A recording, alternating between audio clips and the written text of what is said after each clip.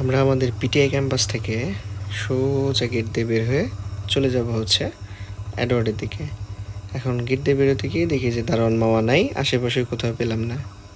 কি আর করা, এই ছোট গেট দিয়ে আমরা বাইকটা বের করে নিয়ে গেলাম। এরপরে প্রচণ্ড গরমে একদম শার্ট ভেজে শেষ। যাই হোক, আমরা রওনা দিয়ে দিলাম এবং আমরা মোটামুটি দ্রুত বেগে একটু যাচ্ছি, কারণ আকাশের অবস্থা খুব বেশি ভালো না, যে কোনো সময় বৃষ্টি হতে পারে। তো ডিসি অফিসের সামনের এই পরিবেশটা দেখে একদম আমরা বিমোহিত হই প্রতিদিন। আজকে আপনারাও দেখুন, কৃষ্ণচূড়ার গাছ, মেহগনির গাছ এবং একেবারেই সৌন্দর্যমণ্ডিত ডিসি অফিস, র্যাব অফিস, এগুলো পিটিআইয়ের একদম পাশে। এটা হচ্ছে জেলা প্রশাসকের কার্যালয়। এরপরে সামনের দিকে এটা হচ্ছে সার্কিট হাউস, আর হাতের ডান দিকে এই অংশটা হচ্ছে র্যাপিড অ্যাকশন ব্যাটালিয়ন, র্যাবের কার্যালয়। তো ঠিক আছে, আমরা আবার সামনের দিকে যাওয়া শুরু করলাম। আমাদের যে বজ্রপাতের ফলে গাছের মাঝামাঝি ফেটে গিয়েছে এরকম একটা খবর শুনেছিলাম, এবং এটা পাবনা এডওয়ার্ড কলেজের মধ্যে কোথাও একটা। আমরা সেটা সন্ধানে বেরিয়ে পড়লাম। এর মধ্যে ওই যে আকাশে ব্যাপারটাকে ভিডিও করেছেন আমাদের রুহুল ভাই, আমি জানি না উনি কে।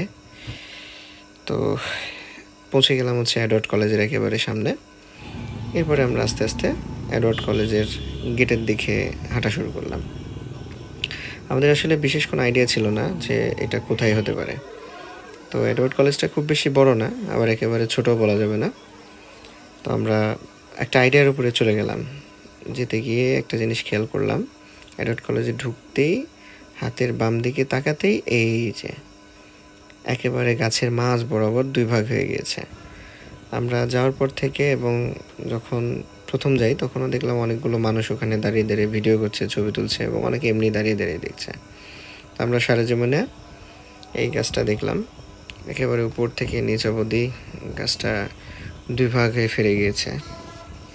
সুবহানাল্লাহ, আসলে আল্লাহর কি মহিমা, এটা তো বোঝা খুবই মুশকিল। তো এর আগেও আমি বজ্রপাতে নষ্ট হয়ে যাওয়া অনেক গাছই দেখেছি, কিন্তু একেবারে মাঝ বরাবর ফেটে যাওয়া গাছ এই প্রথম দেখলাম। আর এখানে একটা কথা বলে রাখি, অনেকেই খেয়াল করলে দেখবেন যে গাছের ছালগুলো তুলে নিয়ে গিয়েছে। আসলে আমার কাছে মনে হয় যে এটা একেবারেই কুসংস্কার, আর এটা হাদিস দ্বারা শিক্ষিত নয়। তো ভালো থাকবেন, আল্লাহ হাফেজ।